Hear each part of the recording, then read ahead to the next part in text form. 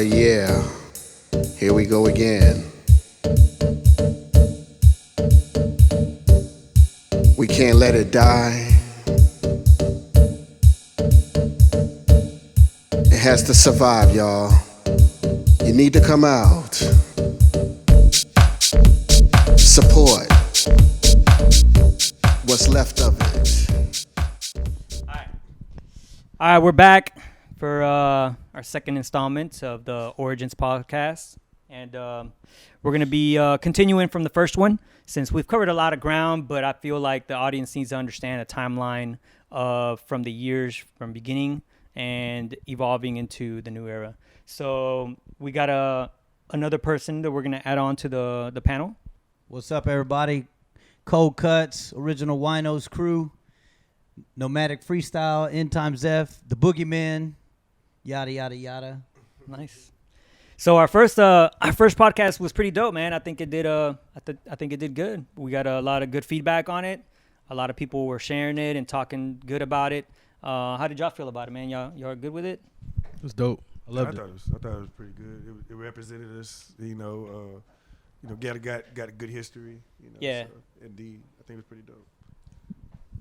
Yeah, I thought it was good too. We said a lot of good words, a lot of history. Yeah. The last song was really good. It was really exciting to be able to share the history with my brothers from back in the day. Now we're good with Colcutz now. Yeah. So it's great. That's dope, man. So, just to start off, let's start with you. When was the first? Can you remember the first year or how old you were when you started? If you can, try to give a year. I think I mentioned the last podcast. I don't want anybody putting pieces together, but I feel like I always dance. You know what I'm saying? When I came out with my mom, I was dancing, dude, because I always felt a groove. But as far as the hip hop influence and the house influence and the crew thing, we're debating whether it's between 92 and 93. Okay. But it goes further than that. I mean, I met this dude. We were dancing in my gym in socks. Then this was 9th grade. I don't know the year that was. Can you remember? Yeah. I met him in 92, and then we kind of started practicing like beginning of 93. Okay. And then, we met at a party next door.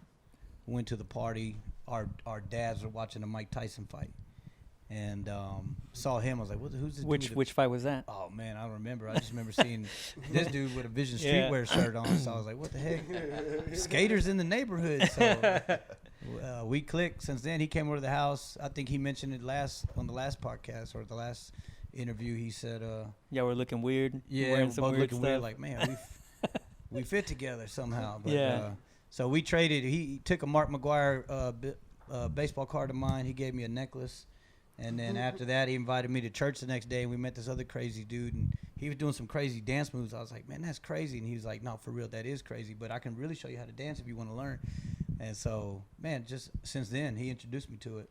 That's Took what's me up, to man. Kokomo's one time. I was like, dog, it's like, I thought we was going to get shot or something like that. I didn't grow up like that. I grew up in the house. I had one sister. I just read books. And this fool was like, let's go to this place where all the dancers hang out. So I went there. I was like, man, this is kind of scary. But as soon as I seen them dance, I was like, dude, I was hooked. Yeah. Hooked. And some of the people that he saw one of the people were Shadow, Rudy Martinez, at the time Ulysses. New Enemy Line. Torin. Ulysses Torin. And some of the people who really didn't care about the title, it was like the thing, you know what I'm saying? You dress a certain way, everybody come in and you vibe. But again, they didn't cater to dancers back then. They had, we kind of danced to some craziness. Yeah. Just to show our, thing. I think that time we danced to anything just to showcase. We just wanted to. Like I said, during that time, it was just all about catching the groove and catching the girl. Yeah. No, for sure. That's all we was about, man. At that time, we had gangs going on. You had drugs, crack, cocaine era was happening. But, we didn't get down with any of that stuff. Like, we was our gang. We was a gang, gang of dancers. That's all we wanted to do is dance and meet chicks. That was it. Well, so what year did you start? I mean, like, I know we all, like, are dancers in general as far as, like, in our hearts and... But from what I remember, year did you start? Like I remember, I think I might have mentioned this, but I was 8, and I caught that bug. I remember specifically catching that bug watching Michael Jackson's. Oh, that's right. You talked about it last time. I was 8. That was 83. Damn. Yeah. So yeah. Did any of y'all get influenced by that Coca-Cola commercial where Talton did? He dressed up like Michael Jackson. He was a kid. Oh yeah, definitely. I used to wait for that commercial. I ain't gonna lie. So after that, I remember Michael Jackson being a big influence and MC Hammer. You know, MC Hammer. Oh, MC Hammer for sure. I just remember, and I was about 12 when he came out, and I remember just dancing at school pep rallies, and I just remember catching that bug. But when it was like the real genuine hip hop, you know, after the whole Dookie Pants thing, I was in high school, 10th grade, New Enemy Line. Shout out to Rudy Martinez and David, Danny. What about Soul Train? Soul I used to Train. watch that and like just see all the different, of course, all the different styles. I mean, that's like we didn't have YouTube, so you know when we It used to come out on Channel 39, I think. Yeah, we Channel would click 39. up. We would watch anything that showed any glimpse of dancers that danced the way we did. You know, we were watching it. Well, I mean, just remember just pressing rewind a million times. Did you see Matter of this? fact, Did you catch I that? actually bought that comedy segment. I bought the whole series to fast forward through the whole comedy and look at the end of the dancing part. Yep. But they cut it all out. Really? I didn't buy it. I'm sorry. The person who's supposed to be here, Toby, I took it from him. The whole collection. But it didn't have it at the end of it. There was no dancing. I was like, dude. Especially with MC Hammer, he used to have a lot of dope backup dancers that would always be dancing in his performances. Hammer, Scoob and Scrap from Big Daddy Kane's dancers. Yeah. Heavy D's dancers. Who else? Chubb Rock. He had his dance. I mean, back then that was the thing. There's like was to showcase all aspects of hip hop. You know, from the dancing, the DJ mattered, the dancers mattered, the graph artists mattered. You know, I saw a documentary elements, about you how know. he's like he hired I don't remember how many dancers. It was like 100 dancers. That's one of and the reasons paid why he them- went broke. And he paid him really well. Paid Well, there was another video back in the day too. I don't know, y'all probably remember it too. Was the MC Light video? Ice cream can, ice cream. You know, and that video was like all dancing in the park in New York. So it was like, you know, everybody was there dancing, and I remember watching that video back in like '93 when that happened. And I was like, man, that video's, you know, like you saw everybody in there dancing from up in New York. On that MC Hammer tip, man, it was a since y'all mentioned that was another person that influenced me. I actually got to be a part of that documentary you're talking about. Oh yeah. I was me and this dude named Romani, who was in a 40-Year-Old Virgin. We kind of went at it for the part, and being a part of Fly Dance Company, they pulled me. They saw me somehow and told Kathy, hey, I want to mess with this dude, blah, blah, blah. I hooked up with this lady named, I think her name was Debbie. She's like the major casting director out of Houston. And she's like, oh, I want to work with you. You know, this is no extra job. I want to work directly with you. And I was like, all right, cool, I dance. She was like, well, I want you to meet this dude. I met him and a buddy from Moesha that died, the bald head guy, who rapped actually. I didn't know that he was a dope rapper. But I got a chance to take a picture with MC Hammer and be on the cast every single day, and parts of my feet was in the movie, and I just was the wrong shit. Zoom into them feet, bro. Them feet are famous. Pretty dope. That's what's up. So then, like at what time frame? So let's say, I guess you would be one of the oldest of the generation. What did you already talk about when you started? My bad. I didn't mean to cut you off. No, that's all good. Mine was '92. Okay. Mine was from '92. '92, like when I met Hector in my apartments, and he's the one that introduced me to that. Kind of like the way Colcutz and Ragland did it. Yeah. You know, Hector was living in my apartments. Gotcha. You know, came in with cut off pants in the bottom, cut off sleeve shirts, and so he introduced me to that. And then my first club that I went to was Metrodome West. South. Metrodome Yeah, Metrodome South. That was my first club, and I was like, man, who's all this? And that's where I first saw Sergio Adonis dancing. Gotcha. And they were actually battling G Tribe at the time, and that's when Hector was trying to explain to me what was going on and all that. And then a few weeks after that, I met Mario. Like I said in the last one, I met Mario and Blast, and that's when they got us into Warehouse. Gotcha. Then I met Sergio and all them at the mall, at Sharpstown Mall. Okay. And then we took it off from there. So what club was before that? What club was the main club that everybody used to go to? The main, like, back in the, from what I know, you know, they probably gonna have different stories. The one that I know that started was and Astroworld. Okay. Astroworld, Fame City, Studio A. Studio A, Fame City, Cars. Cars, Bayou Mamas, Where were these clubs at? So you're saying Astroworld. What was that Astroworld? Astroworld, they had a club for teens. Right.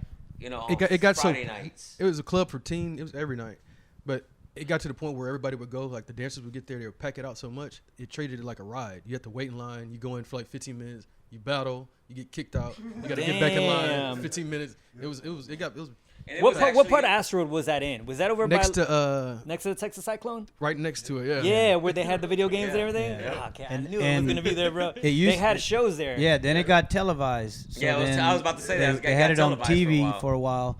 Shout out to Gino. Gino was Briones? one of the old school guys that was teaching us breaking. He's the older generation, but he was on. I've seen video clips of him where he's posted on Facebook nowadays from like back in Studio A.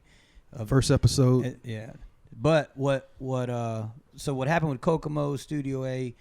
A lot of the dancing was rolling. And then they started getting creative out of rolling, how you moved your hands and this and that, and just like who was killing it on rolling. And then eventually it kind of turned into like what we call down south freestyle dancing and whatnot. Well, I mean, those are the clubs that we all started from. But I'm gonna give the mic to Shadow because I know it takes it more even further than that. Yeah, it's good. It's Yeah, I know. Before the teen club thing, I was 14 years old. I was going to Club Palladium on the north side, and You were how old? I was 14. And you were going to Club Palladium? I had a full mustache. Right, my people in my family, they look older. At that time, we just looked older than what we were. Well, we always Cars looked older. went to was 12 and 13. But the club I was going to Club Palladium was 18 and up. You had a fake ID or what? No, No? No. They just kind of let you in? They just kind of let me in. Like, he has a mustache. Then she let him in. Right there. So yeah, and who I used to see that I saw who was like straight hip hop. I was still in my MC Hammer phase. Was Frosty Ice. Not Frosty Ice. It's just Frosty Ice is a DJ from down here, but this guy was just named Frosty the Dancer, and JoJo Dancer. These guys would come in. They had the graffiti on the jeans, and they just the high top fade with the wop and the stair steps. I mean, they screamed New York when you saw them, and I was infatuated with everything New York that time because my mom's from New York. So when I seen that, I was like, I want to do that. Yeah. And from there, another guy I met was Laquan. Laquan introduced me to this club on the southwest side called Lizard Lounge. Again, I'm 16. I wasn't supposed to be in there. This is an 18 and up club. But we were doing was, all the artistic guys that we had in our team, in our crews, they would either we would Take get the this X, stamp. get it wet, Yeah. smash it together. And we even went as far as drawing the stamp and then, sticking it on each other like this so it can rub off on the other hand so we can let our other buddies in. So we would do it. We do some wild stuff, man, just to get in these clubs. Organized crime. Showcase. Dale and Efran, Dale, who else? Snap. Paco. Ned. Yeah. So you said you were Snap. 14. About what year was that? This would have been 89. 89. 89. Nice. Yeah, 89. Okay. And then when I started getting into like Lizard Lounge, we're talking about like 91, 92 when I met Laquan. Okay. So that's the history before I started. What kind of music were they playing there? At Lizard Lounge, it was more techno-ish, real industrial kind of like CNC music factory type stuff. Yeah. Like dun, Yeah. all that, that real happy. CC Peniston. Yeah, a lot of CC Peniston type stuff. Like hip house kind of stuff. Yeah. So for me, it was around about 91, 92, and I started meeting, getting around these guys, start going to like the teen clubs. That's when those started getting popular. Metronome South, Metronome North, Cars and Shelter and Red Square. Yeah. Red Square was actually the one that like like kind of blew everything up though for like all of us to dance a lot was Red Square, because we would meet there on Thursday night because it was all ages. So we'd get there like at 6 or 7, you know, and to get in there free. So we'd all be there on Thursdays because it was free before 9.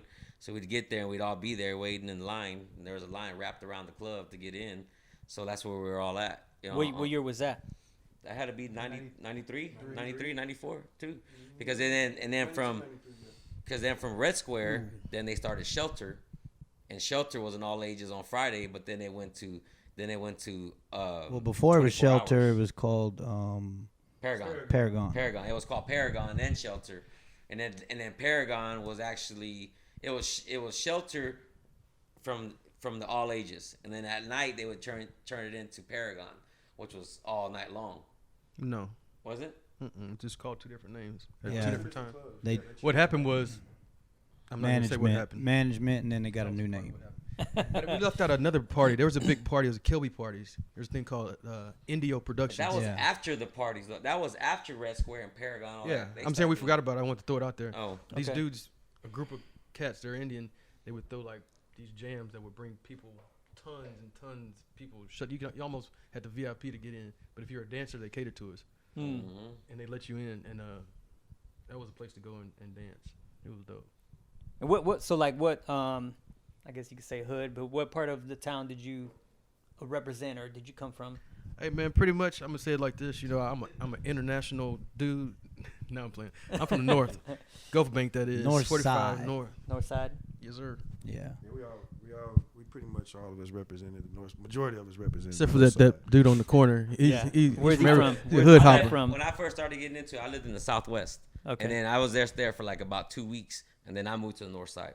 Okay. I don't think it was that evident of a like you rep the North, you rep the Southwest. Not that time frame? Until later, once it got into b-boying, and then once they threw the North Side versus South Side battle, Yeah. then it was like, Yeah, okay, Garibaldi's. yeah, we repping North Side. I still got that flyer too, man. I'm gonna pull it out in a little bit.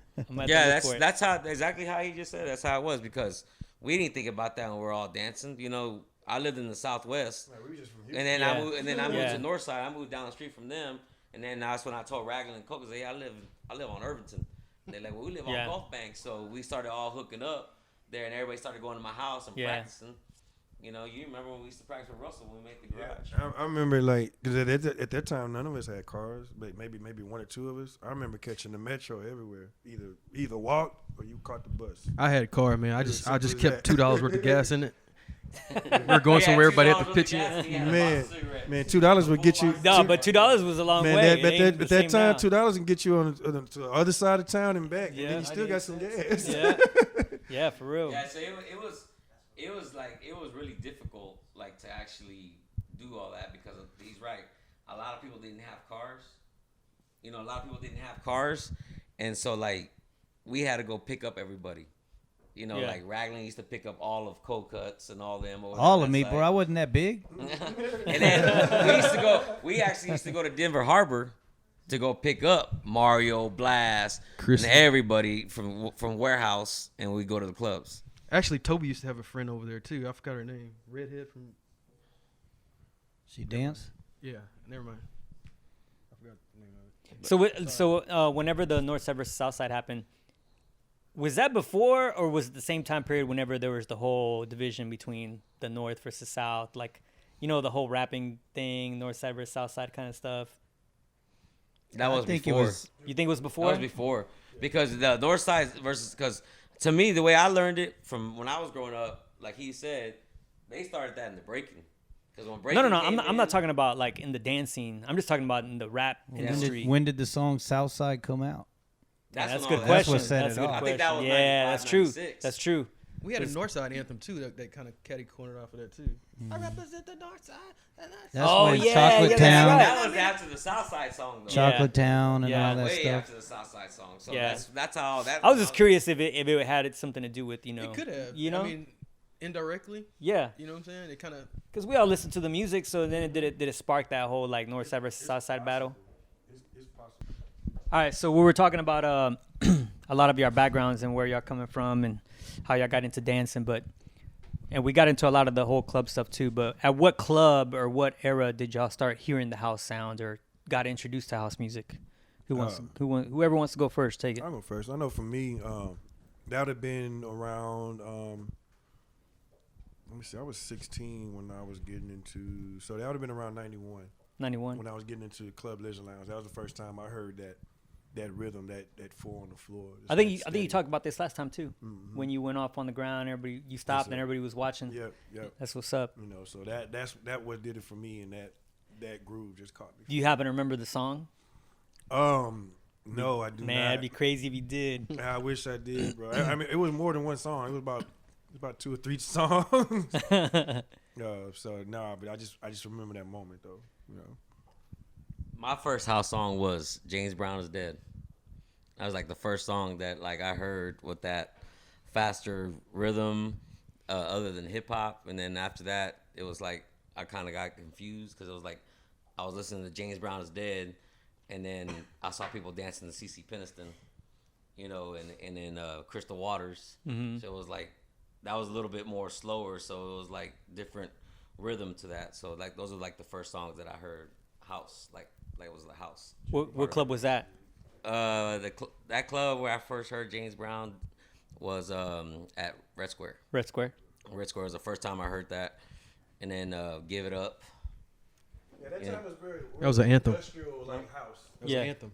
Yeah, it was Give It Up, and then little by little, like Hadaway came in, started getting a whole bunch of different, you know, Mona Q started coming in. You know, we started all like listening to house more, and it was like, cause I remember Blast getting mad at all of us because we weren't listening to hip hop no more. It wasn't just straight hip hop no more. Mm. We were listening to more like the rave house because that's what the house was when we were all dancing. Yeah. So we were getting into that because that's what we would hear at Red Square was that music. I come pull up bumping in my loudspeaker system. Everybody knew it was me because I'm come bumping house music. I wasn't bumping hip hop.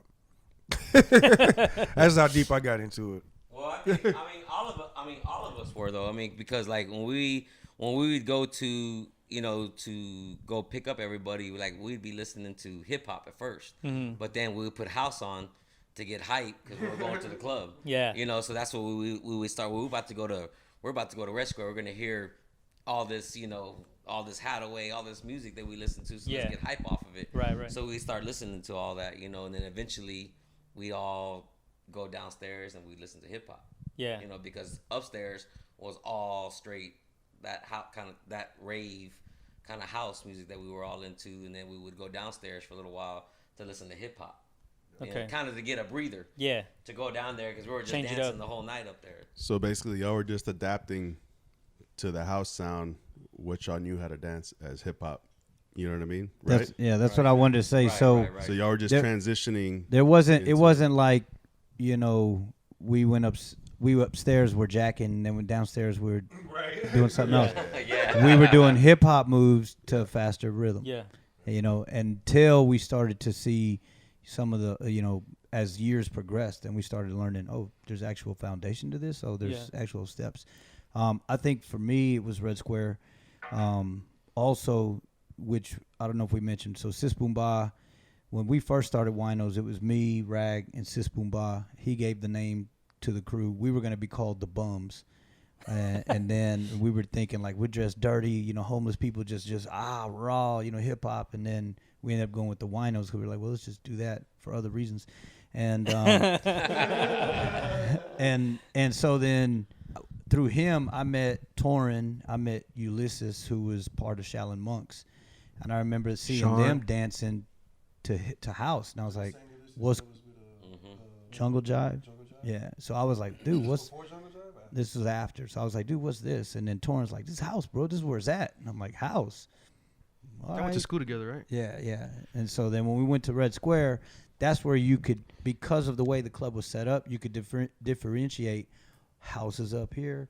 Hip hop's different. It's an actual different, you know. And at the time, it was one of the biggest clubs. So that you can imagine the setup.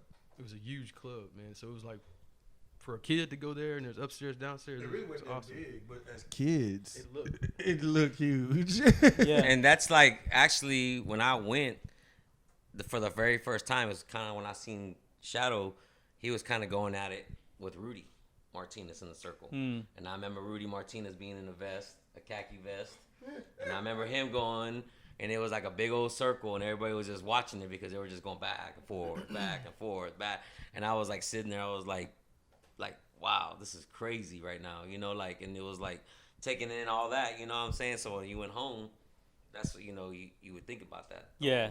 Truth of the matter, I actually heard House from, speaking of Shaolin monks, and I don't know if this is a fact or not, but there's a guy that's in the neighborhood that's older than us. He looks younger than y'all and younger than anybody out there. His name's Sean Scooby, and he was always up on music because he was a part of what's the name of the DJ group? Silly Suckers, right? Yeah, with Tupac, who passed away, rest in peace. And David Skis, Turtle, and well, he had this one tape. It was a Bad Boy Bill tape. It was black. Bad Boy Bill, dang, bro. Bad Boy and Bill. The Chicago stuff. Hey, bro, I never heard that, and it gave me chills. Cause that's when I heard Yolanda. Oh yeah, ooh. I heard Percolator. I heard a whole bunch of stuff that was like, you know, Time for the percolator. raw, and it just automatically made me dance different. Yeah. You know what I'm saying? It was like an energy I couldn't understand, and then seeing other people dance to it when certain DJs would play it, it just set the atmosphere. And the other thing was too with the house music, like 104 used to 104 used to play house music from like 9 to 2. So when Saturday I think nights, it was recorded live at the Roxy. Yeah, Roxy. Right. So what we would do, you know, would be like if we're not going to the club, we'd get a 100-minute cassette tape, put it in there, and let it record the whole night. Because it's you know, and we would record it so we knew exactly they're gonna play all that music and we can record it right here. Yeah. You know, so we probably had like 20 tapes of different, you know, times. Because the times we didn't go because we didn't have money or we didn't have ride or whatever, we would stay at home, practice, and put that music on and record it all night. We would literally go broke. I remember, man, scrounging for change and just whatever I could. I remember us paying for each other's way to get in these places. We always paid for Toby's way, but it was man. We really was like a fraternity, man. We really were brothers. It was a band of brothers. It was definitely a brotherhood, bro. Around that time too, I met a guy I think I mentioned earlier, Edwin Dean, who was a local club owner.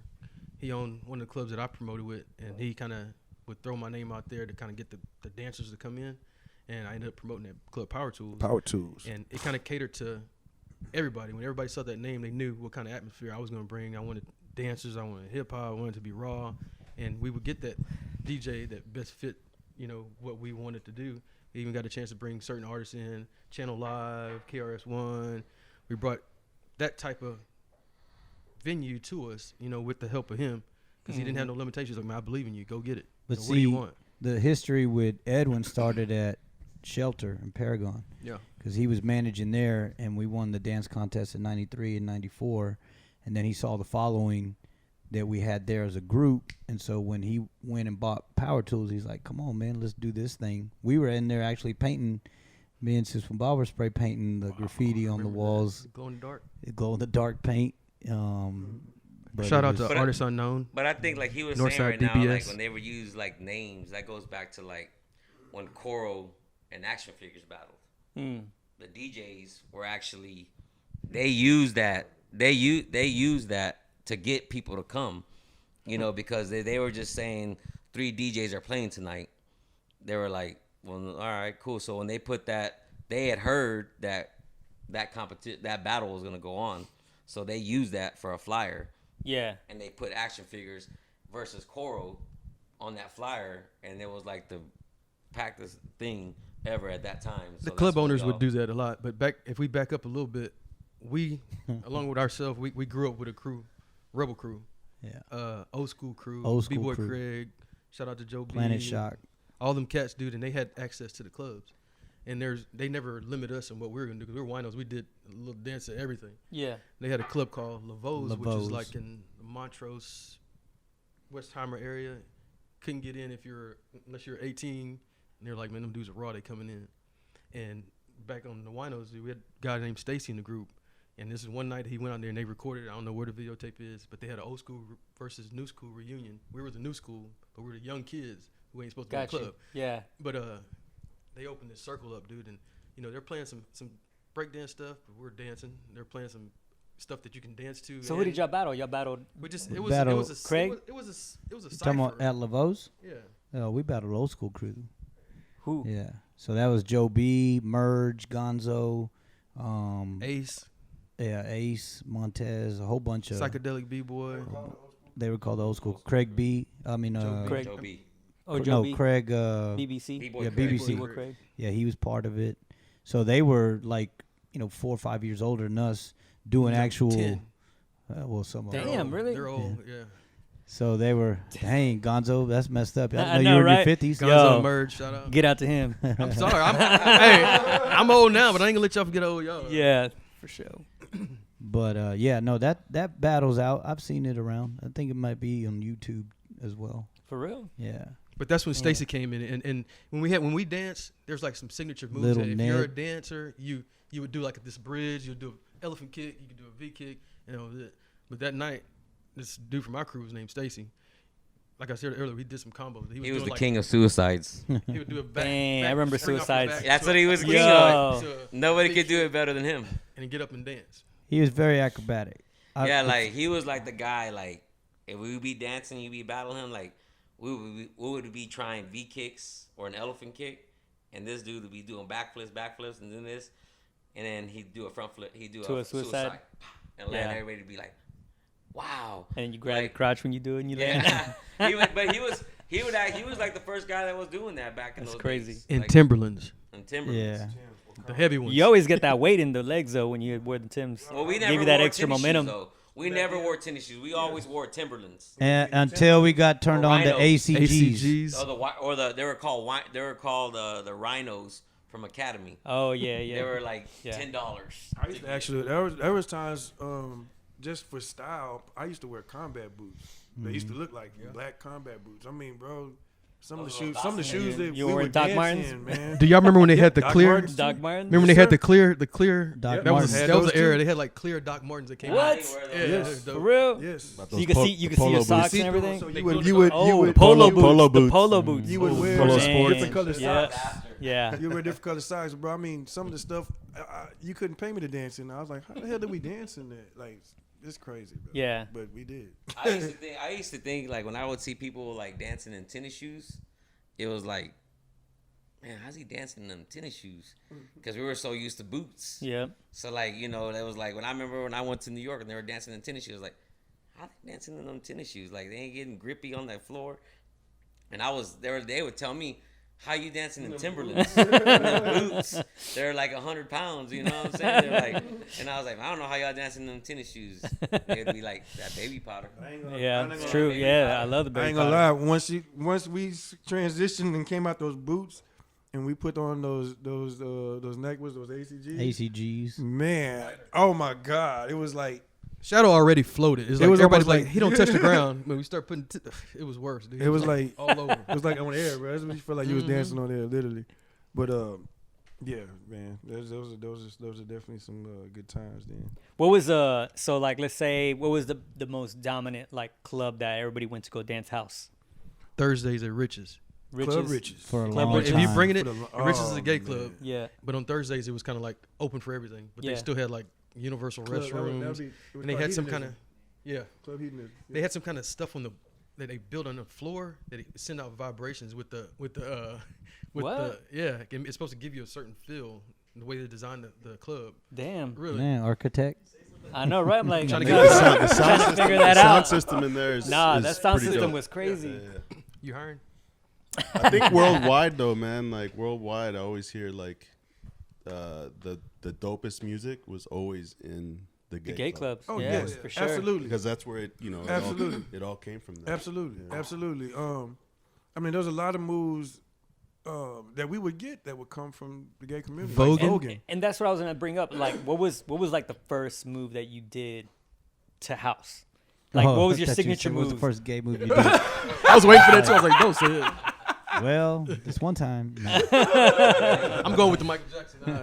You and go. I can't So repeat the question again. Like what was your signature move? What was the go-to move that you did to house music? Because I mean, obviously you were just kind of freestyling and you were incorporating what you knew as a dancer to house. I think for me, I had quite a few. They called it the shadow roll, but I stole it. Yeah, the little dolphin dive. I stole it from. Oh, the dolphin dive. Yeah, the dolphin dive. I was told I was responsible for bringing that down here. Okay. You know. Yeah, because nobody was doing that. Nobody was doing Yeah. Nobody. I agree. That he was doing the thing with your feet. Oh yeah, yeah. Do it again. Do it again. Do it again. Let me see. No. He was doing that. Killing the roach. That was the signature thing. So if you did that, you're biting. If you did the snake roll. But that was back then. Everything that was then. like Yeah, that was somebody's signature move. You can't. do that. Yeah. Why are you doing that? Because I never forget back when we battled G Tribe. G Tribe was another crew that we used to battle, but he was like actually he would do a windmill. Oh shit. So it was like, we can't do a windmill because Eddie's doing it. You know, because he's doing it first. You know, so it was like he was the first guy that was like doing a windmill at that time, and then Sergio was doing 90s, like 2 90s when we would do half of one. You know, and so it was like different moves that we would all like try to do that were like, this is my signature move, or this is the move that I'm gonna do today as a 90. And if you did have a move that was, say, the same move, which we all did the same shit. I mean, y'all did elephant kicks, V but kicks. you had to there was a Tweak it. You had to tweak it. You had to do it a different way. You had to Got you. do like you said. If this guy can do 2 90s, you better. If you're gonna do it, you better do 4 or 5. Yeah. You know what I'm saying? So I mean, do y'all remember when people were doing the elephant kicks, but they started doing it to the side? Yeah. Yeah. Yeah. Instead of to the back, like we used to always do it. Then everybody started doing it sideways. Yeah. And then I went like this. Actually hold it. I remember that. Chris would put him 2 of them. Yeah. The V kick. Hold your V kick.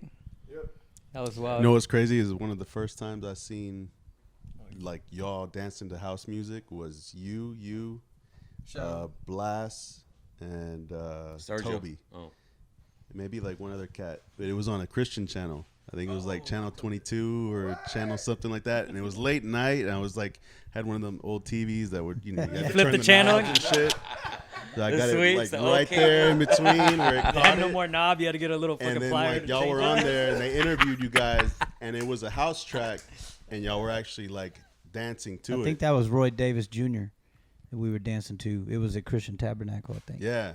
Yeah.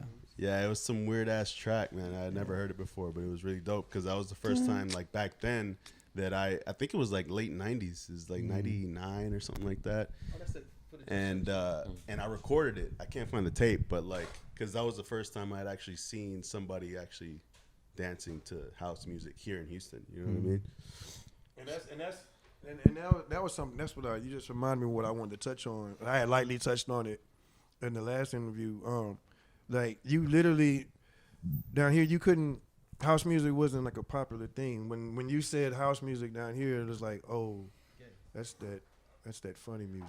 Well, You that's know, the thing. It's Houston, always like- been. It's always had the stigmas being gay music. Well, Yeah. that Always. or Especially like here. rave Or music. rave 'cause, music. like, Or rave music. Here in Houston, we didn't really have a big house music yeah. No. culture. Don't forget Not about yet. Cardi's. like You New know. York or Chicago, Detroit. And that's what I was saying. So when San down Francisco. here, you had to go to either a predominantly white establishment or a But that's gay what club. I'm saying. Like worldwide, that's usually where the It's the same. music was thriving. Same. Is Yeah. in the gay club, in the gay community. in the gay community. Yeah. So Love but when I went VSOP.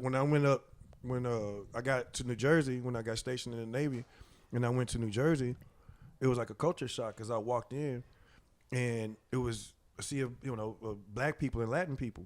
You know what I'm saying, with a few white people versus it was the opposite down here. It was like predominantly white people with a few sprinkled Latinos and black people, and most of us was dancing. And here's the thing. I want to know, what year did you get stationed out there? Oh, that was in '93. 93? Yeah, I got stationed in. Damn, how old were you? I was 17. And you went to the military? I went and I turned 18 that very next month. Oh, like no, it was like a week later I turned 18. Okay. Yeah, but yeah, it was in New Jersey. I went to a club called Headquarters. Headquarters. Club Headquarters. That's Club HQ. It's in Asbury Park, New Jersey. Because I was where I lived at off base was right next. You know where they filmed the Jersey Shore, and they got I was right there. Like that place was literally 2 blocks down from where I stayed. That's where headquarters was. They don't know how to do it. Right. They don't know how to do it. So you ain't gonna snatch this mic from my hand again. So I remember at headquarters, I was standing outside and I'm hearing the house rhythm, and I'm expecting the usual, bunch of white people probably, and being one of the only few blacks in there. But when I walked in, see a black people and Latin people, getting everybody was dancing. I was just like, oh wow. How long were you stationed there for? I was there for 2 years. 2 years. Yeah. All right, so let's get to talking about the history through the ages as far as like the crews. Like what crew came first, or what was your earliest memory of a crew name, or what crew? For me, the very first crew I know I was involved in, like seriously practicing and all that good stuff, would have been New Enemy Line. New Enemy Line. And then we were strictly hip hop. It was like we were dancing to That sounds like a '90s hip hop. right. Yeah, right. New Enemy Line. I mean, we're talking. This is around like during what was the name of the guys? OPP. Naughty by Nature. That was during their rise to fame. So this is 92, 91, 92. Okay. Yeah, early 90s, very early 90s. Who was in actually, even before this is like who was in the 89, crew? 90. This was Rudy Martinez and Danny. I can't remember that dude's last name, but Danny. Weren't they cousins? Yes, they were. It was us three, and that's actually how being with them. That's where I got the name Shadow from. Okay. Why did they call you Shadow? I remember this is 10th grade, so this would have been 1990 at Sam Houston High School. It was a pep rally. We all had all black on. Mind you, I'm the only black dude, 2 Hispanic guys with me, and with my little hoodie on, my little dreads. I look like a little shadow. Everybody said I look like a little black shadow on stage. So while I'm dancing, I'm going off. All I hear is "Go Shadow, Go Shadow," and I hated that name. I was like, y'all made me. It's funny how like your nicknames, you hate them at first, Right. and then they grow on and you. they just grow on you because the reason why I didn't like it is it made me sound like some really dark black dude, and everybody that had never met me before. You Like, sound like Leandre. I thought right. Everybody at me was like, "Oh, I thought you were gonna be like this really, really, real dark black dude." Yeah. I'm like, no. So then ain't just stuck, Yeah. You know what I'm saying? Yeah. And so y'all started as winos when y'all first started? No. No? What'd It you was start either N times F or N times F. or the Boogeyman. Stand for Nomadic Freestyles. is what it was Oh, called. that's dope. Yeah. The Boogeyman. And then What, y'all scared of the dark or something? Yeah, because Boogie. Oh, Boogie. Okay. we even had like a little Damn. logo. That went completely over my head. So back in the day, everybody used to carry the lanyards, right? So every like DJ crew, everybody, Yeah. So we had those. You go to back. They didn't have Kinkos back then, so you went and you draw it by hand, draw another one for your homeboy, draw another one for your homeboy, and then go get them laminated, and then throw them on the lanyard. But what about Lonnie? Did y'all mention Lonnie? Yeah, we mentioned him last segment, but he was a part of Jungle Jive. Jungle Jive. And that was the first time we battled them. We So- didn't battle. We met him and Toby at St. Pius dance. Mario was with Jungle Jive too, right? No. Jungle Jive was me, Ulysses, Lonnie, and it was one more. That was before what you just mentioned earlier? This would be after. Oh, after. Yeah. Okay. This is after Enemy Line. Toby was never Jungle Jive. No. I don't know. Toby wasn't Jungle Jive. No. Jungle Jive was me, Ulysses, and it was one. I think it was like Ulysses' cousin, Anthony. Okay. Yeah. It was just us three. Because I got out of New Enemy Line. Something went down between me and Rudy, and I don't know what. I can't remember what. What was the crew name Mario was with back then? I think it was Jungle Jive. Yeah. No, Mario was Jungle Jive, but Toby wasn't Jungle Jive. Yeah. I think Mario and Blast were Jungle Jive. Yes. Yes. That's how I met them. Yeah, that's how You're right. I remember it was them. Yeah, Blast. Yep. Blast and Mario were always talking about Ulysses. Yo, if he gets this wrong, y'all better check him. Yeah, sorry. I don't know. Online. I'm sorry if I do, but No, I'm just no, saying no. because Nah, it's I old remember history. talking to Blast and Blast telling me he's like, y'all didn't talk about Jungle Jive, with Ulysses, and then I remember Mario from back in the day. They would talk about Jungle Jive. That's the crew that they were representing. And to expound, Jungle Jive, this would have been like 92, and the big difference between Jungle Jive and New Enemy Line, like New Enemy Line was like hip hop, clean. All of our moves were real precise. And then with Jungle Jive, it was just more. That's why we had the name Jungle Jive. It was just like we were weird, you know. We were super baggy. It was just Fluid different. movement. We just looked weird. It was just like that flower, the daisy age like hip hop look. You're more like your what was that crew? De La Soul. We were very De La Soulish. You know what I'm saying? Yeah. I think everybody around that era was weird. That whole De La Soul wearing Yaga. Oh yeah. Wearing Yaga, Stussy, Yeah. Skids. and then it went from Skids to Rise to to kickwear to all that Kickwear. Jinko and all that. So that's the whole thing. So what crews came? So what crews eventually created Warehouse? So, like for me, my first crew that I was in was Warehouse.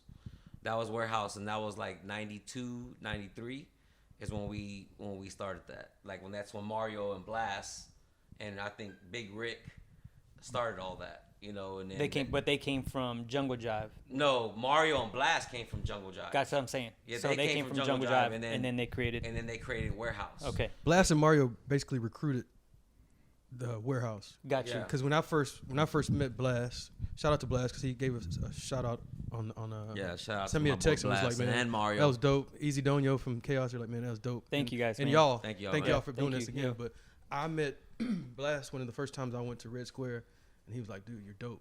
You can be one of us. You're dope. You can be one of us. And the whole time I'm loyal. You know what I'm saying? I'm like, man, I got my crew. We're dope too. You know what I'm saying? I love the privilege to be around y'all as brothers. And we slowly transitioned into that. And we always would battle together. Because like I said earlier, the last segment, it was always like us, and then there was this other group. The other group happened to be Life, Life and G-Tribe. G-Tribe, I'm sorry. That kind of goes back to like me too. Like I was in the character and all that also because I was in Warehouse. Yeah. And then Warehouse broke up for whatever reason, and then a few months after that, they started Coral. And then Coral started. So then me and Hector formed Action Figures. How did VR come into Coral? VR didn't come in until after. So Coral already started, and then Coral already started, and then VR, which is visual rhythm, came in. They were that was more like 96, 97. Okay. VR was Mario's brother, Modesto, Lil Jon, Little Rick. So they're family. Little John. Renee. started around 95. Well, I was still in the military. Yeah, that's Okay. when they started, and then we started the whole action figure thing, and that's when the whole. Which wasn't a part of nothing to do. It was kind of like another.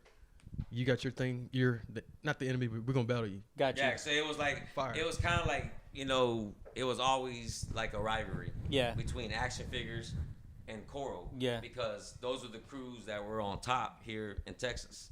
So like everybody.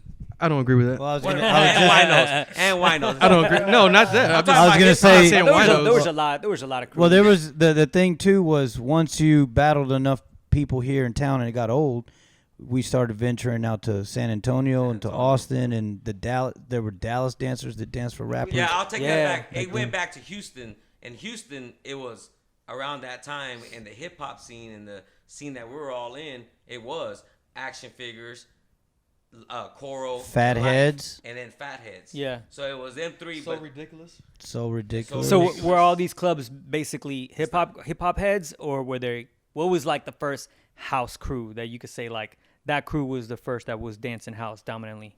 to me, knowing to see one like that would have to be Nubian Nomads. No. To me, dancing house. They weren't dancing. They were dancing to hip hop. They were dancing to hip hop, but House they were the would be first ones Warehouse. dancing to house. Warehouse though. was the people that, Warehouse was a group that were dancing to different type of music, adding a little more footwork. When I saw Nubian Nomads, majority of the stuff they were dancing to was hip, like De La Soul and stuff like that. It made it look housey, but they weren't. But that's the reason why I'm saying that is because when we saw them dancing, like at Red Square, like we weren't looking at, let's go dance to CC Peniston. And they were the ones that said, we're going to go dance upstairs and play CC Peniston. And we're like, all right, it's a good song. We like it. Let's go upstairs with them to go see them. And It's like y'all were just dancers. Y'all weren't saying like, we're right, hip hop, but we're house. We wanted to go see them dance because they were so good. Yeah. So they sped up their movement, and it was like their rhythm and their was going to that house, to that which we called house at that time. So action figures started when? Action figures started like in 95 also, like 93, 95. Same time around Coro? Yeah, when Coro started, not even a few months, action figures started. Got you. Okay. When I came back from out the military, that's when I got into. Thank you. When I got out the military in '95, this was back in April. As soon as I came back, I got into Coro because they were working with Kathy Wood at the time. Right before we, got transitioned into Fly. Yeah. So how did Winos transition into Coro as well? Well, they begged and begged and begged and begged. Hey. No, so but we took on a lot of battles. Now that I think about it, like, man, I'm thinking, you know what? I think Mario was a genius at the time, because if I'm putting this history together, he's going from Jungle Jive and he says, let's get the best people around, let's create Warehouse.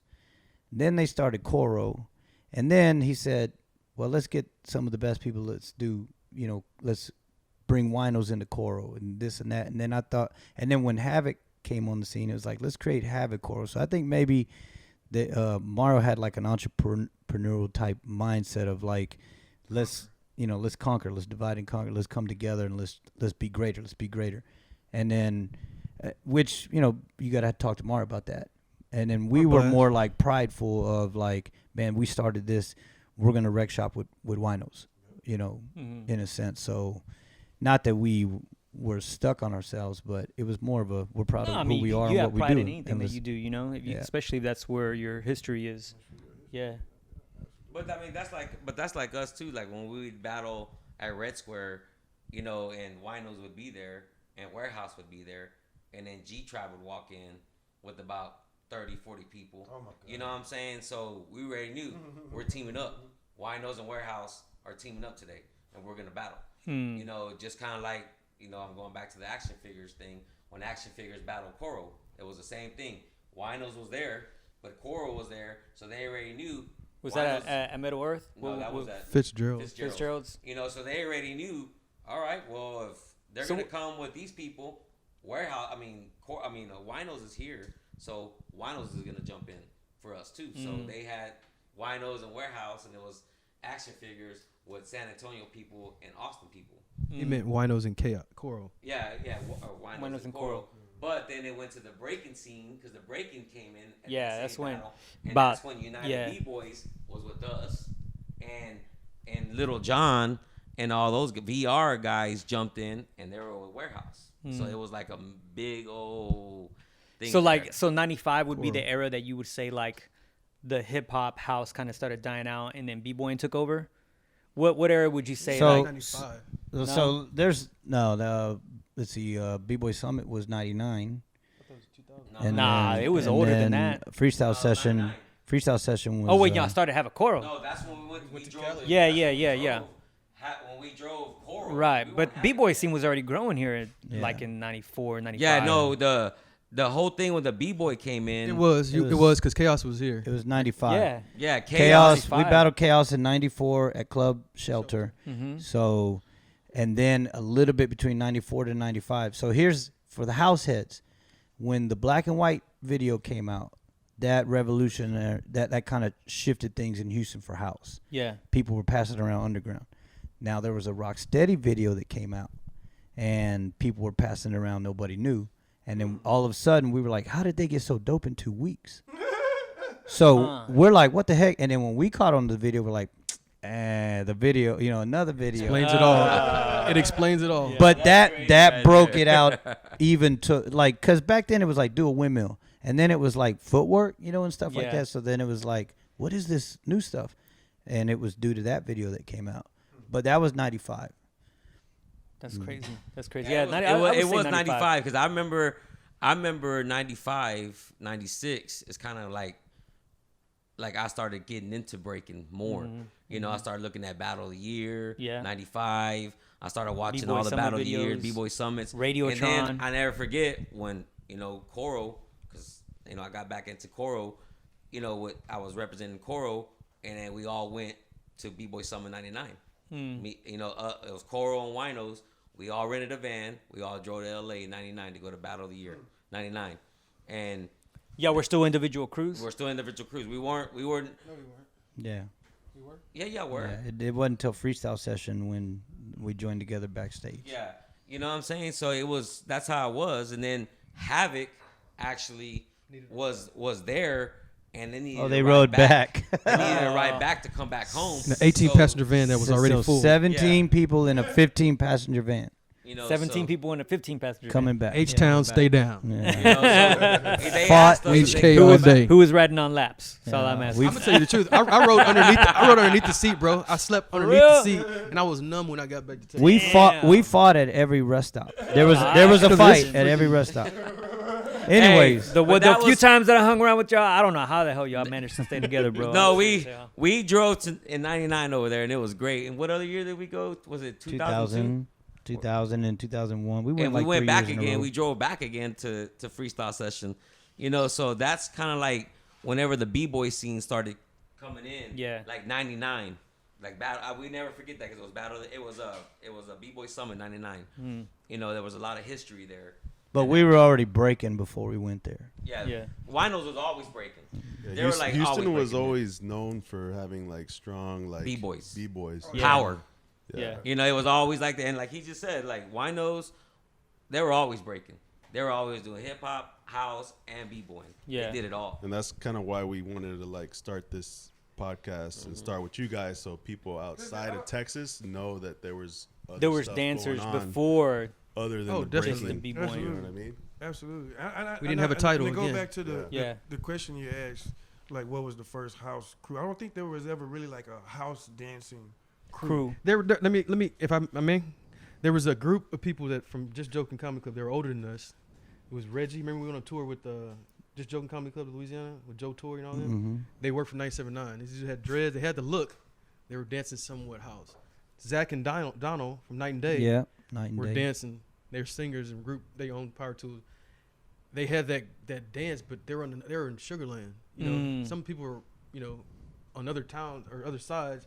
I can't speak on what they were doing, but when they got in the circle with us, they were doing some moves that could be labeled as house. Yeah. Had that house groove or house feel to But it. as far as an actual crew, there was because everything most of all our roots still was rooted in hip hop. Yeah. A lot It was of just guys like breaking, something y'all dabbled in, y'all listened just- to, or at the yeah. clubs especially. Yeah. The clubs Well, y'all were at. let me ask you this. That's everybody. Now, between then and now, can you name one crew that was strictly house?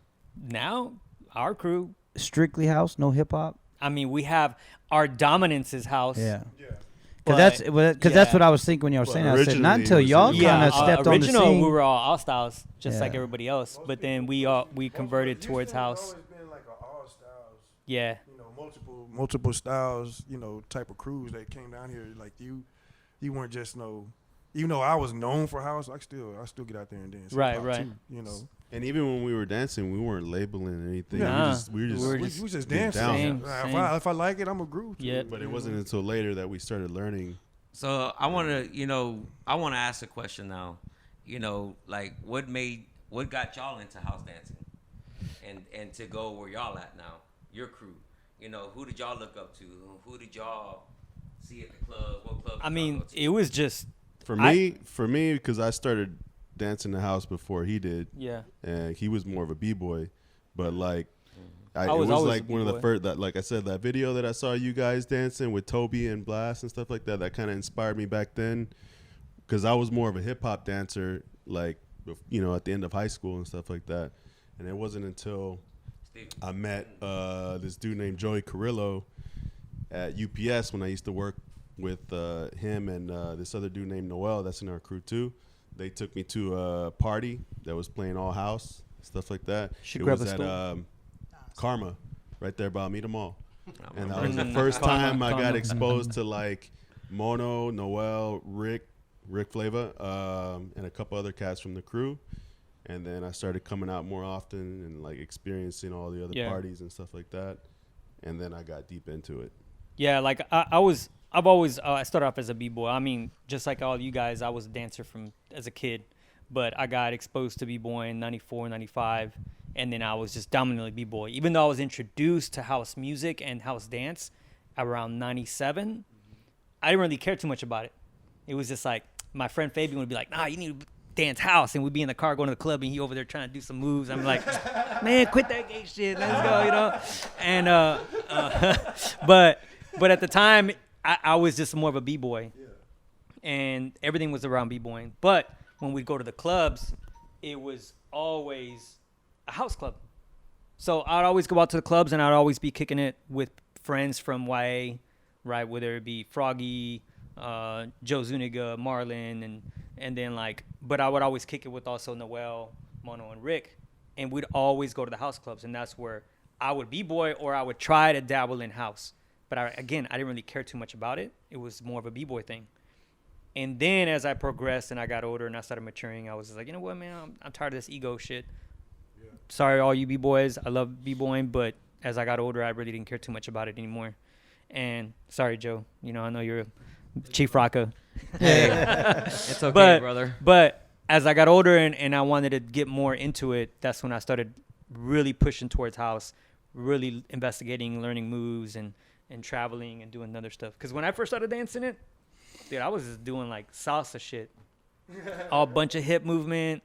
Didn't really know too many moves. It looked funky, but, you know, I was just like. Yeah, for us, it all started in the club, man. Yeah. But I think that's what got us. That's why the crew gravitated towards house, is because we all went to the clubs. We were club heads, and everything we did was towards house. Yeah, to answer Joe, I was kind of fortunate enough to see. I started b-boying first. I know a lot of people see me like as a house dancer. My name's Steven, by the way. I started. Hello, Steven. How long have you been a house dancer? Yeah, I was kind of fortunate enough to be around a couple of my cousins and just kind of put the connections together. They happen to know Ragland and a few other people, and I saw like maybe a couple of guys come over to my cousin's house and they were dancing house. You know, at the time I was practicing with my cousins b-boying. It wasn't until maybe like a few years later, maybe like 97, 98. At that time I was maybe 98. I was a freshman in high school, and I was going to like raves and stuff like that. And then I met a couple.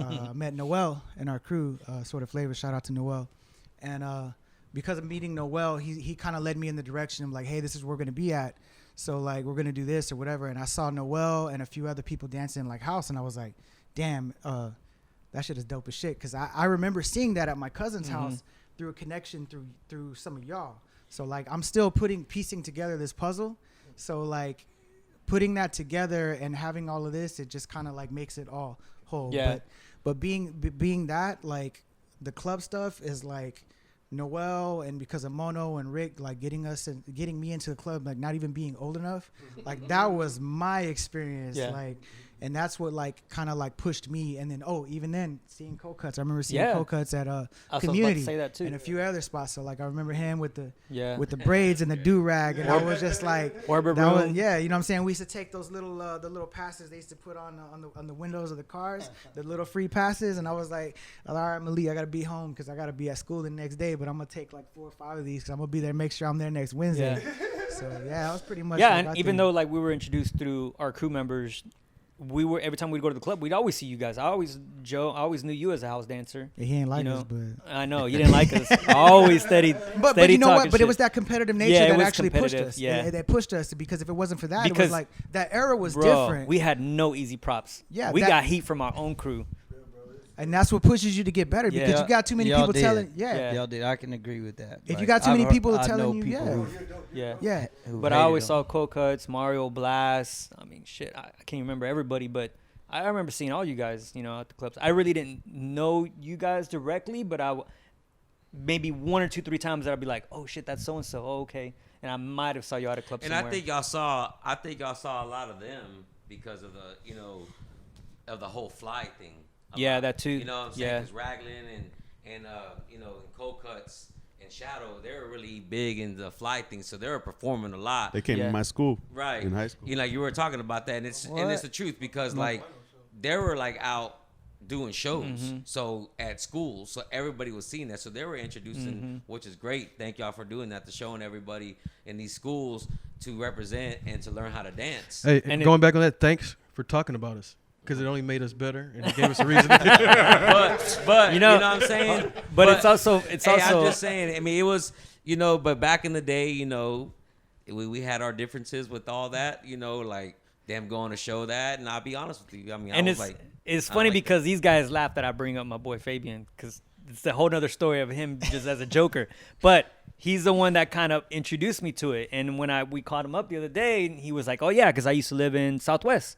He grew up in A-Leaf, and he was like, my cousin used to go to these clubs, and he talked about La Noche, and I was like, man, this guy, Middle Earth. I was like, damn, this guy actually knew. And just like that rang a bell. Just saying that rang a bell, and everybody's head lit up, and they all responded to that. Well, I mean, it's that's, like in Middle Earth. That's what I'm saying. Like, we all, like, as far as, like, the whole dancing and house dancing and all that, like, I think we all, within each other, we all looked up to each other. Yeah. Because we were like brothers, and we all knew.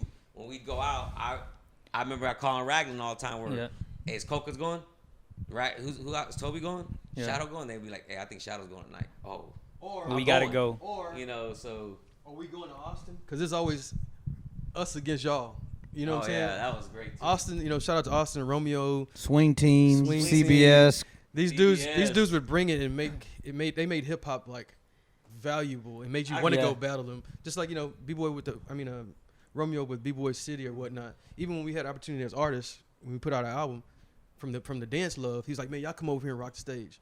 And a lot of people won't do that out of love. You know what I'm saying? And they always would get in a circle and show us what they had, and we'd turn around and show them what we had. And it was like that level of we doing something was like on point. I'll never forget, like, one of the other big battles back in the 90s, and we're not really talking about it. Going back to the battle part of it, is when Shadow and Popsicle and Steve and Ned and all them went to Austin to go battle Romeo and all the CBS. Because Romeo and them were like, we want to battle Shadow and all them, and they all got their little team together. And we Ned, all they went. Ned was they dope. all went over there, and that was like we put like a super crew together. weren't y'all called like Masters of the Universe or something like that? The hell y'all talking that about? Was us. I don't know. I think Haters Club. I think that might be the sign to end this conversation. Let me tell you, that was Joe was He-Man. That was like the equivalent of putting a SEALs team together. That's what that was. We ain't had no name. We was just that was a hit. Oh, and Paco went that was a hit team. Damn. It was all of them. They all went to go battle Romeo. That was an assassin squad. There was no name. SEAL Team 6. That was assassin squad. I hate to be the bearer of bad news, but we gotta cut. Hey, let me do an encouraging word real quick, because all right. something we did back in the day that I don't see now, maybe people still do it now, was we would go underground for a while. And so, like, even when you didn't see someone, like, so you had this competitiveness that would happen at the club. Sergio would hit a Flare 90, and then everybody would go home and say, I need to have Flare 90 by next week. And then, but then there were also times then that I don't see now, because now I try to teach my son. My son's 20, he dances, and I try to teach him. I'm like, man, why are you always going to YA? Well, he doesn't go as much anymore. Or other people, why are you always out there going to YA and doing this and doing that? There was a time when we went underground and we practiced in our garage. 6 months later, we'd pop up, boom. Okay, I have the answer to that. So back then it was focused around moves. At least I think so. And so it was very competitive. Now it's more about your influence. So when you go to a club, and maybe y'all be testament to this as too, because you're gonna realize that when you dance around certain people, even though you're not copying that move, you're gonna be influenced subliminally, manifested. and then you're gonna be dancing. You're gonna be like, I don't know what I just did, but it was dope. And people are like, oh, what'd you just do? Be like, man, I don't know. And so that's how we get better, is by being around better dancers and just ciphering with them. And then you get that energy, because I know sometimes I'll be somewhere, like when I go to New York, I haven't been dancing for a year, and I'll go and I'm just like, when I go in, I'm just like, man, I felt it, and you get energized. You just being around creative people, and I can attest to that, because makes you more creative. Me just recently dancing, not have was a couple weeks ago, and I hadn't danced in 5 years. But I was like that when I was young too. Like, you go somewhere and you're like, I gotta go learn this move, and then you go and you train for hours and hours and hours. I felt like that's a north side thing, because I heard that a lot on the north side. Oh, what happened to so-and-so? Because I remember, like, I know you'll probably know, but I remember there was like a Floor Masters 1, 2, and 3, and all of that. Oh, where'd these guys go? Oh, they're underground. And I didn't know what that meant. But they're back at the house like practicing, and you might not see them for a little while. It was crazy, man, because they were coming out. You had to. it was real They'll be crazy at the because they'll be at the quince over there at traditional. You know what I'm saying? you would ask people like, "Hey, I haven't seen Shadow. I mean, we're Ragland a long time. Like, oh, they're underground." Then it was like, And it was like, what? And they'd be like, and then like 2 They're months underground. come and We better they'll go be there. underground. It'd be like, that's how it was. Yeah. Hey, where are they at? They're like, oh, they're underground. All right. So then it'd be a month, 2 months go by, and they'd be there like, oh, hell. Pretty much it just meant you were Something's about to training. happen. So You it's were about just to go training. down today. Yeah. You know what I'm saying? So that's how it used to be. Like, Yeah. it's crazy he said that because that's how we used to be. Hey, dog, I ain't going to the club for about a month or two, dude. We're going underground. And nobody would see us for like 2 months and then come back. Serious, bro. But Yeah. that's Like hibernate. Huh? wanted to share? Oh yeah, we have a video that Ragland let us use, man. It was Uh-oh. whenever y'all problem. used to whenever y'all used to watch. What'd y'all do? Boxing? Yeah. And he says y'all got a video of you and Ladybug boxing or something. No, it was Joe and What? a dude named Chris Leal. oh snap! I remember this. We just joking. We just joking. Chris Leal. Chris Leal whipped my ass. I ain't gonna lie. Excuse my language. Shout out He to did. Chris. He made me dislocate my shoulder that night again. I ain't gonna lie. He fucking whipped my ass. So Hey, on that Chris, I note, love you, dog. just real quick on that note, we used to get together at my homeboy Turtle's house. His dad loved boxing, and we would set up a ring, some Northside stuff. And his dad would laugh at us. We would sit down and we would go at it and fight. And occasionally, you know, I never there's forget results. that. We'd be just chilling. Hey, you want to box? Yeah. Come on. Nah, we need to end the short because last time we went like an hour and 30 and that shit was pretty long. You know, I mean it was dope conversations and I wish we could keep going, but we got to save some more for next time. Like 20 years. Definitely. Yeah, for sure, man. I appreciate you guys coming back on. Thank you. Colcutz. Thank you. Shout out to man. the Blueprint for having us, for Yo, documenting man. this stuff, for bringing this. Yeah, This stuff needs to definitely. be spoken, and they're giving us the platform for this. You know, Yeah, to man. happen. Thank you. Thank you for coming, Word. man. Thank you. I think Thank it's, y'all. definitely something needed to be done a long time ago, and it needs to be done. And we're doing it. Looking forward to that. Thank you so much. Yeah, man. Yeah.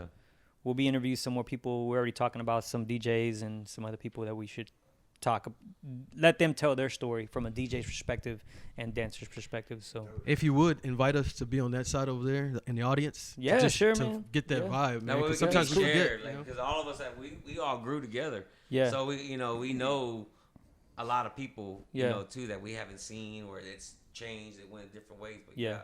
that'll be great for us to all be there. it'd be good behind the scenes, Live studio audience. right?